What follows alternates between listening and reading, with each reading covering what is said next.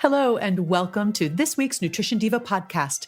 I'm your host, Monica Reinagel, and today I want to share some thoughts on a new statement from the American Heart Association that may have you rethinking what time you sit down to dinner. Last month, the American Heart Association released a new scientific statement that seemed to suggest that eating later in the day is bad for your heart. At least that was the take-home message that made the rounds on the evening news and the morning shows.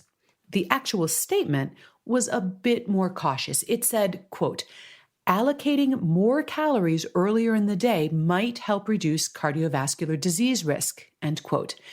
But then that was immediately followed by the following disclaimer, quote, large studies tracking patients' cardiovascular health over a long period are needed to show how meal timing and patterns impact disease risk, end quote.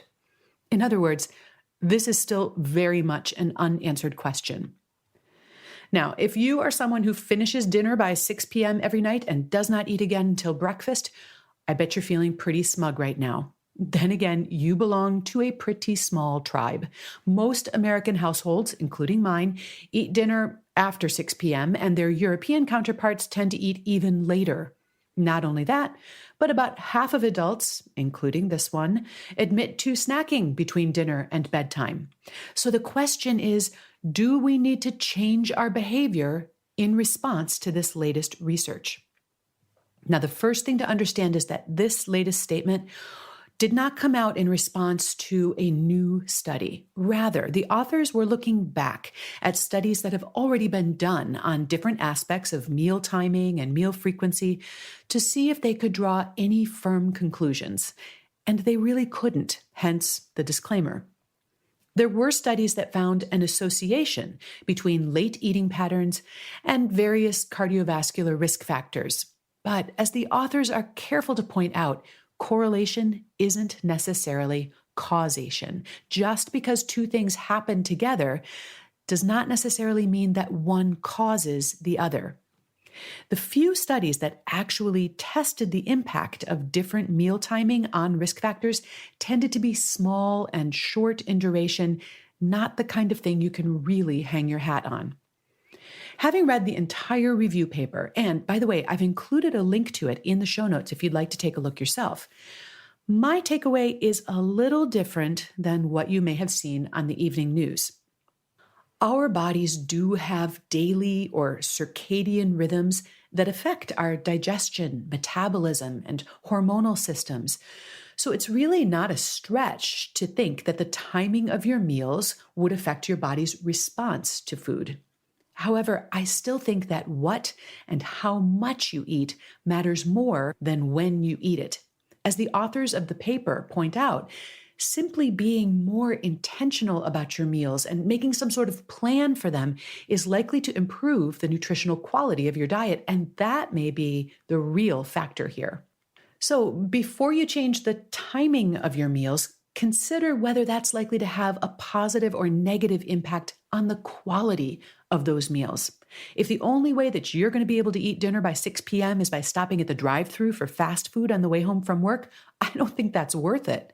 If, by contrast, eating dinner at 8 p.m. means that you have time to prepare a nice meal at home and eat it in a relaxed setting, I think the benefits outweigh any potential metabolic risks.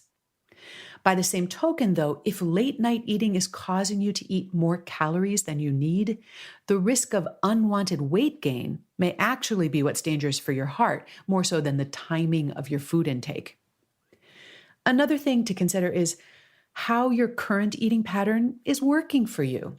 If you are at a healthy body weight or you're moving in the right direction and your blood sugar and your blood pressure and all that are fine and you're feeling good and sleeping okay, and you sense that the nutritional quality of your diet is on track, why mess with success?